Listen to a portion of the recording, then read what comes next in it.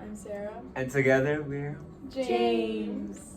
So today we're going to go over if we've met or if we haven't met our SLOs, so that we can fully understand how to meet them in the future for next semester and what we need to decide to better our writing. So the first slow rewrite that we're going to students use the writing process to compose with purpose, creating multimodal text for various audiences. And what I turned it into, I said students should follow a direct writing process with a purpose while creating artifacts such as posters, infographics, and PowerPoints to communicate efficiently to different audiences. And I feel like I've met this SLO because Mr. Dela Cruz have taught us how to use effectively rhetorical choices to make our multimodal artifacts more rhetorically correct so that it'll reach to our audiences better. And you use different types of multimodal artifacts to really connect with the audience correctly. So do you guys think you've met this SLO as well? I think over the course of this semester, we've definitely worked more towards perfecting the writing process and understanding the aspects of it. I couldn't agree more. Ashlyn just stole the words right out of my mouth. Yes. What about you, Morgan? I do think that we all met it as well, but I think one of the biggest things is that we learned about what's it called, rhetoric and the rhetorical awareness, and it's all just the different aspects. it was just a whole new element that I think we've all learned recently, and it's definitely something that's helped us with just not only our writing but just beyond that. I agree. Yes. So Agreed. all of us feel like we've met this SLO? Yes. Of course. Yes. Our second SLO is that students productively interact with their peers often in small groups in the rhetoric process of feedback, revision, and editing. And I have rewritten it as to learn to the best of their ability, students need to talk with their partners in groups of 4 to 5, and so they can get better efficient feedback to edit and revise their work. So we've done this multiple times in class where we've switched papers around to revise the others to make it better, to give them feedback on what to change, and let them know how they can do better, basically. And so I think all of us agree. Yes, I've throughout school, everything was a lot of individual work. So this year having the whole class as one group project, basically, it was you had to really work as a team, and it's just something that we've gotten so good at. Towards the end, I can ask any one of my peers for help with anything, and they'll all help me. And it's not only that, it's you may think your paper is perfect, then you'll pass it over to Maya or Liza, and she'll be like, your grammar's wrong here, and you just simply read right over it. You're literally oh my god, I didn't even see that. Yeah, you just the aspect of working together is so imperative in every class, not just rhetoric and composition. So we've all met this slow? Yes.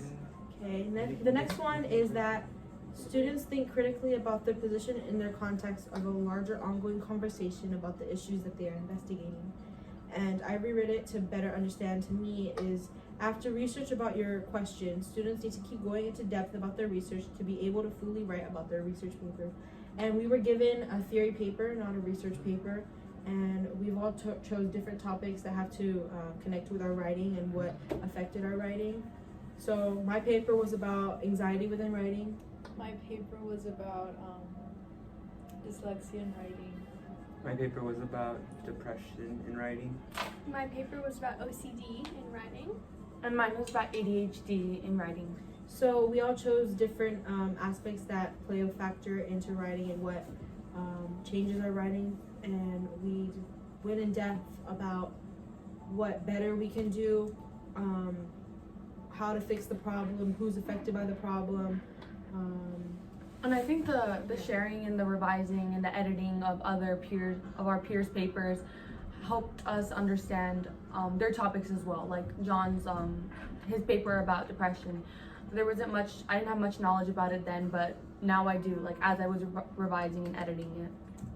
Yes, and when I revised, I think 2 of their papers that we had to do, they were good papers, but I wanted to give them the best feedback so that they'd get an A from you, and so that we can all realize that our writing could always get better. There's no way writing can be No, perfect. it's never perfect. So, yes. So we've met this. Yes, we have. Okay, the next one is students find, evaluate, meaningfully integrate, and correctly document appropriate sources for research. And I reread it as students look for sources to support their evidence and facts within their research and cite them accordingly to our theory paper. All of us did this. The sources were a whole assignment that we had to do. Yeah, we had to do that for And I think using that, it really taught me how to actually cite sources. and research. Because I think that what I did before, I just used like citation machine and whatnot. Yes, you don't really think much about it. You just copy and paste the link and you're like, oh, that's Yeah, the source. so I actually had done that at first, and I didn't fully rethink like the fact that we had to have it a specific way, and I had just put in my sources, and I had gotten an A on the paper, but I was still missing that section. I had like a 3 out of 10 on it, and I just wanted to boost my paper, of course. So I learned that I needed to fix like my sources, and I asked Eliza for help, I asked Ashlyn, I asked Sarah, I asked John, and all of them helped me with it and to revise and edit it. Yes, and I feel like we learned how to format it really well. Yeah. I know for me, I didn't format it right. I didn't put like the date in the right And area. I know I didn't put it in alphabetical order. That That too, was a or big thing for me. indentions either. The in-text really big. citations. Yeah, I had no idea that we were supposed to Yeah. do that. It just was a copy and paste, and then turns out it was wrong. So we realized how to actually properly source, right? And our last SLO, our fifth SLO is students are aware of the choices writers make and gain confidence in their ability to employ that awareness for a variety of future writing tasks. And this is one of the SLOs that I didn't fully understand on how to rewrite. I wasn't completely like able to understand and how to rewrite it, but then I talked with my peers and I rewrote it as we as students learn why writers do what they do using rhetorical choices in their writing to improve their writing. And that's what we learned in this class. We learned that our writing isn't just a bunch of words in our heads that we put together. We have to use choices to make it make sense to the audience who we are talking to. So like this podcast, we're talking to you about your class and what we've learned in your class, because this is you're our audience, and with our papers we have different audiences. Yes, I think it was a big thing while writing our papers. We weren't just writing anymore to write. We were writing to an audience. We were writing in a genre, what it was our purpose, and we had to like include all those things to make sure that it made sense to people, not only with the like a knowledge of like ADHD for like my paper, but also others who don't know what ADHD is and what students can go through. Yeah, I think that's totally true because, in the past we had just written according to our topic and didn't really think much in depth about who was going to be hearing it or who could be hearing it, even though they're not supposed to be hearing it. And now, since we've learned, all the different aspects and, behind the scenes, I guess, you have to, think about all the possible options. Like having peers who are able to bounce off ideas and to help me better improve my essay and my vocabulary, since most people don't really know what depression is. They don't know that depression is a serious issue that isn't just like it's not like what's the word, like not just like it's an actual medical thing that needs to be brought to people's attention. So, yeah. I like how we all chose something different for our, but all correlated into one thing. The different ways that different problems affect our writing, and like I've noticed with John, like he said that he researched about depression in writing, but he says he doesn't have depression, but he wanted to bring awareness to depression within writing. And like Sarah too, like hers is about dyslexia in writing, and she doesn't have dyslexia, but she wants to bring awareness to people who do. and people who don't even know about it. And so that's what's really great about the paper is that we learned a lot, not only about our own paper but about others. And something I noticed is whenever I was researching for my paper, which was OCD, you find that a lot of these are somewhat like intertwined. Like OCD can affect you, give you anxiety because you're so stressed out, and they're really all intertwined. Yeah, like. I think we should start with follow-up questions for these. So I just wanted to kind of ask you Sarah, what made you write about dyslexia if you didn't have it? Okay, so what made me write about dyslexia was that dyslexia has always been something that's very interesting to me. I have people that I know that they have dyslexia, and I always wanted to understand them and kind of give awareness to teachers that think that students with dyslexia are have a mental illness, but it's not really an illness. It's more like a disability that they have, and it It's an obstacle. they just say, oh yeah, you're dyslexic, but it's actually a thing, and kids need to be taught the right way. I think when we were all writing, we were all trying to raise awareness for every one of our subjects to not only our audience was not only people with whatever we were talking about, but also to an audience that has no knowledge of what's going on with these students, and also to the knowledge of our teachers, of our professors, to just give them a better look at what we're writing about. I agree. So how we've applied our slows within our life, how we've applied it to our rhetoric choices that have added to our lives, because we learned a bunch of new things and we want to know how all of you decided to include it. So I want us to know how you guys applied these to your life. So John, how did you apply rhetoric choices to what you do every day now? Okay, so I use rhetoric choices in the morning. So if I'm feeling sad, I wear blue. I just like to go very monochromatic at the house. No, but explain it. So it's asking how you started to imply rhetoric choices in your life. So we learned why people make posters the way they do, or why people make these writings the way they do, stuff like that. And what I want to know is did you do it just for this paper, or did you start including it in other papers, in writing, in choices that you make? Because we shouldn't have only just included it within our theory paper. But Okay, yeah, of course, I have a good example. So, no, I really do have a good example. So recently, if you follow me on Twitter, you've seen I posted a little flyer for since I do custom. He does custom paintings of your pets. So you made a multimodal. Yes. Okay, yeah, I made a poster. You made a poster. And I decided to use very vibrant colors to attract people's attention, and then even with the text, very bold, dog paintings, and then to catch people's eye. And I felt like that was very beneficial learning about it in English, because I was able to use that with the way I market myself. So after you learned about this, you used it to make a poster. Correct. Yes. And you've gotten a lot of clients, right? That's I think that's really cool. And it worked effectively. Worked effectively. Yes. So we know that. And actually, with John's poster, he had asked some of us to for feedback. Yeah. He said, "Do you think this works?" And we were like, "Yes, that's great." Put it into your daily life action. So I have added rhetoric things into my life by.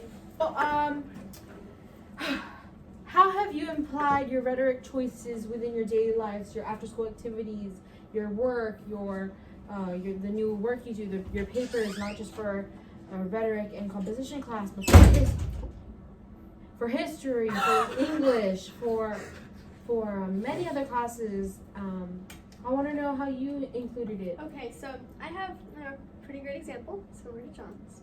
So recently, I was looking for a job because it's Christmas and I have to buy everybody Christmas presents. So I started forming my resume and getting everything in line, and I thought back to my English class and thought, maybe I should use some, lighter colors, make it look more sophisticated and well-rounded. And this really brought me back to English class because you're thinking about how certain colors, give off different feelings and how they influence you in a certain way. So when I did this with my resume, it really elevated the look, you could say, and I ended up getting the job. So it was really exciting, and I think that it has definitely helped to So your rhetoric choices really made your resume stand out. Yes. Because when you're, like, for example, when you're applying for a job, you want to make sure you sound professional, that you know what you're doing, and using these rhetorical tools, you can't just make like a random paper. We use rhetoric every day. Yeah, we do, but now that we know the different kinds, there's so many different kinds. There's so many ways that we didn't know you can do colors, words. Knowing the audiences and stuff. So that's actually helped me a lot because with my club, my recycling club, during my my meetings, I would have a PowerPoint, and on my PowerPoint, I would make it really exciting for everyone to just get involved and everyone to really know about things. Like with my audience, it was not only an audience that knew about what exactly recycling is. It was also for people that wanted to join, people that wanted to know more about it. And so definitely I was using the rhetorical choices for my audience to make sure that everyone was engaged and understood everything. Yes. I use my rhetoric choices. I think I've used them a lot in papers because in history we have a professor who makes our tests open questions. So he would give us 7 questions and we need to write about them, not multiple choice, not fill in the blank, but an essay. And so using rhetorical choices, I figured out what exactly to put into the essay to make it look right for my audience, which was a professor, using professional language, grammar, using historical backgrounds, and making it look like it's rhetorically correct. And then I've also used it with daily things, even wearing clothes or whatever, choosing colors. Yes, talking to who you don't know. You say, you come to a new person, you don't act as if you knew someone for 10 years. You talk to them in a different way, and you made that rhetorical choice because you knew it had to be different. You can't just go up to them, give them a hug or whatever. You have to, be polite. And there's just different things that added into my life by knowing about these rhetoric choices. I think that's what we learned a lot is that, you make rhetoric choices in your everyday life. And without even knowing. Yeah, so before when I first got into the class, I didn't know what rhetoric was. I was like, is this English? Yeah, English language? And I come in and Mr. Dela Cruz is first thing he said, this is not English. And I was like, are you sure it says English? It says English on my blackboard. Now, towards finishing up the school year, we realize it's not English. It's rhetoric. So it's way more different than our freshman and sophomore year grammar Englishes. or anything like that. And I think this class is my favorite class this year. Personally, it's just I feel like I've learned the most from this class. I think it's just benefited our everyday lives and just becoming more rhetorically aware. Yes, I feel like we've all become more rhetorically aware of our surroundings and everything, and I think that's great that we all learned that. Do you think so? No. We're just summarizing.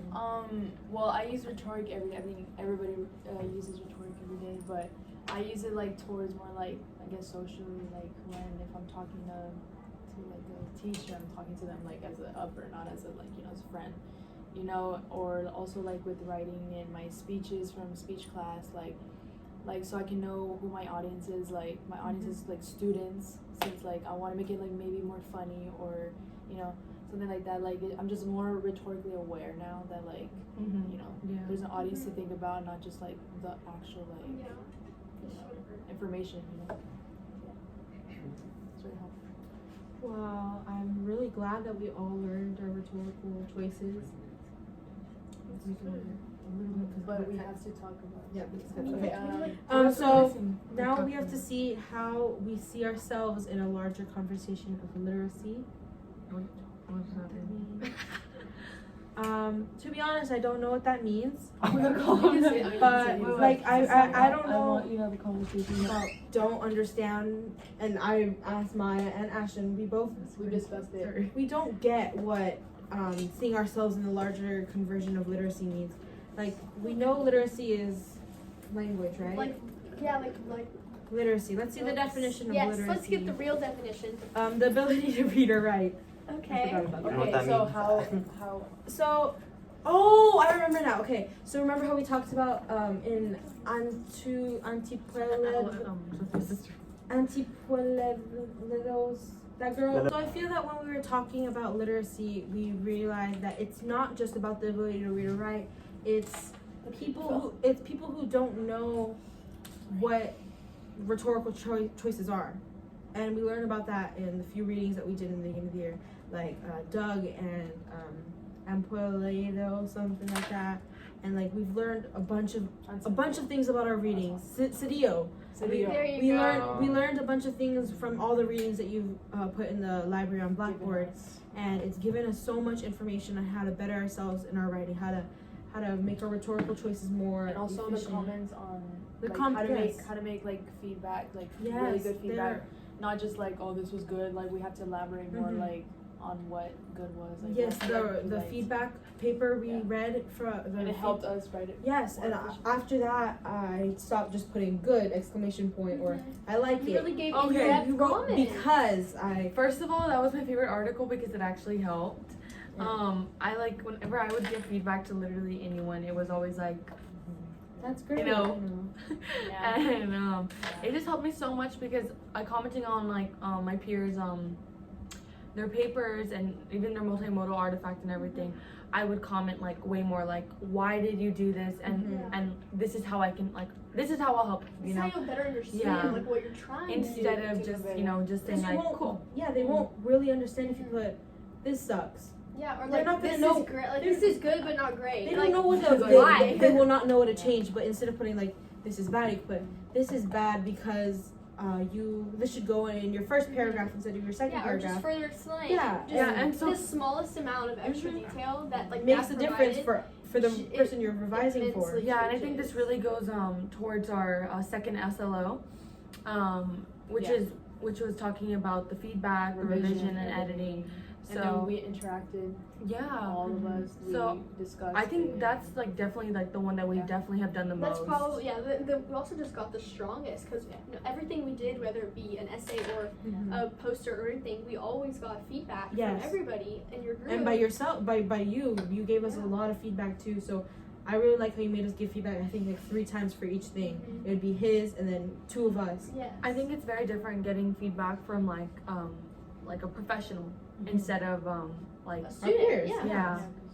Those who think the same as us, you know. So to get both like outlooks on it, I think it was It was it's really just, great. Yeah, it's been really good. And your comments on when we would turn stuff in, they really are great. Like for our third paper draft, you gave us comments on what we had to fix on Blackboard, and it made it really easy for us to fix them immediately to better make our portfolio to the best of our ability, you know.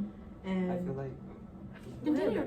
I was gonna say like being at like Med High, teachers would just be like, oh okay, it's an 80, Mhm. and you wouldn't really get to fix it or learn Yeah. from it. I've noticed that here in college, like we get feedback on a And lot they more give you things. the opportunity. And I feel at my old school too, like I'd get an English paper back with the grade, no revisions No, on it's it, just it's what no you got. feedback. She didn't even give us a second chance to revise it. While on the other hand, we got your feedback. You wanted us to make it better, not for the grade, but for ourselves. And of course, we want the good grade, but I feel like it better benefits us. To learn. I think To our learn. Yeah. skills within literacy have just grown so much. You know, in a way that they couldn't have if we were in a high school classroom, because in a high school classroom it would have just Simple been English. your grammar, Like you read know. a book, write an essay, like And- that's your And I just think that we just learned something so different that we didn't even know we didn't even know what we were getting ourselves into. Mhm. And then to walk out with just so much knowledge Yeah. on Rhetoric. What Yes. rhetoric is, yeah. I just think it was really a, good. it was a really good opportunity for us. And the fact that we're going to be in your class again next semester excites me. because I'm you very never know what we're excited. gonna learn. It's a lot more rhetoric and composition too. Mm-hmm. So exciting. A lot more Um, homework. Yes, but I feel like I'm ready to learn more. Yes. I I'm think ready. With this, we've grown more as a writer. As a group as well. And Yes. I feel like Mhm. and we've known each other before, but I feel we're like more now- comfortable. yes, because you made us talk. Yeah. You really did. You made us keep talking and talking. And this 2 podcast, questions. 2 questions before we leave, like those things made us talk and actually reflect on everything we learned that day. So, I think definitely like shout out to Eliza. She's like basically been like the mom of our group, like Yeah. with everything. I just feel like I just feel honored. I just want to thank my group for the support Of course. with my We're happy to topics, help. and I love giving them feedback on their topics as well. I know that we like. I used to hate annotating. Oh, I could not do it. And I didn't like feedback from other No, people. yeah, I was like, Because I always thought, oh, they're gonna say it's bad. It was hard. or something. and it used to be hard to get feedback. Like, Yes. what would I Like, write? what am I gonna say? Yeah, but now with you using rhetorical choices and everything, like annotating became easy. I enjoy Feedback giving became- like feedback. Like just She liked it. She would offer to do all of us, and I was in different colors on one page, and we're like, No it's thanks. great. Like, so I think we've learned to enjoy rhetoric and writing and everything. We just learned, Embrace it. yeah, we learned to embrace writing instead of just Like putting our thoughts on paper. Instead of Yeah, just something writing to isn't do to it get a just- grade. You know? Yeah, we learned to do it because we want to, and that's what I also like, that you let us choose our paper. Mhm. Not Like, it's not like write a We're paper given- about this. You know, it's choose what you want to write. what Be we wanted passionate to- about it. What we wanted Yeah, to like it wasn't it. just one single Uh-huh. topic where you asked a Yes. question and like write an essay about it. It was Something we you can know relate pick to. something Yes, and then go off of it, Mhm. which most teachers don't do, and I think that is so like really such a great thing to do in your classroom because then your students are are more more interactive and interested, involved. and in they'll that. like give it more thought rather than just Yes. like oh like I don't really like this topic whatever. Talking to like the teacher about like what topic I should put, and he was like, okay, so like I picked my topic, right? And then it wasn't just like okay writing about it like you know like just like BSing it, Mhm. right? It was like connecting how you feel about it, connecting people's experiences, like where you had to get all those like citations, and I felt like that was really beneficial because you got so many people's point of views on it Yes. that really just helped create and shape And your that essay. we can also tell like which ones like we can Mhm. lean on more, like sources. Yeah. Like there's that one that we like use a lot, or there's this one that we only use one thing, and like we meshed them all together. We learned how to like make it one. I also think towards the end, like we've all just become like very honest with our feedback. You know, it wasn't like Fake. letting down slowly. You know, Yeah. it wasn't me saying, "Oh, this is good," even though Yeah, now like I can think take it's the good. criticism. Yes, Yeah, it's like not constructive like it. criticism, and we Exactly. learned how to take it well. I don't think it's made us like expert writers. I don't think that There's at so all. much more we can learn. But I do Yeah. think that just like the purpose of like everything that we've learned this year has just been to like help us as a college writer, as a Mhm. writer for real life, you know, Mhm. for everything that we're gonna go into. I mean, we have so many different things to write about and To you know learn. read, and we'll be using all these choices like all the time. So, thank you, Mr. De La Cruz, for teaching us this semester. It's been lovely. It's been a great semester. I'm glad we were able to learn about rhetoric and literacy and all these other things. I feel like I've 100% benefited from this. Yeah, we've class. grown a lot, right? I hope that you benefited from our class. I think you 2 will. questions. I yeah, mean, 2 questions. so 2 questions, guys. No. From you. From Email us 2 questions. That's right. 2 questions. Well, if you've watched all the way to this point, you're a real one, and say James when we come back. Bueno Bye.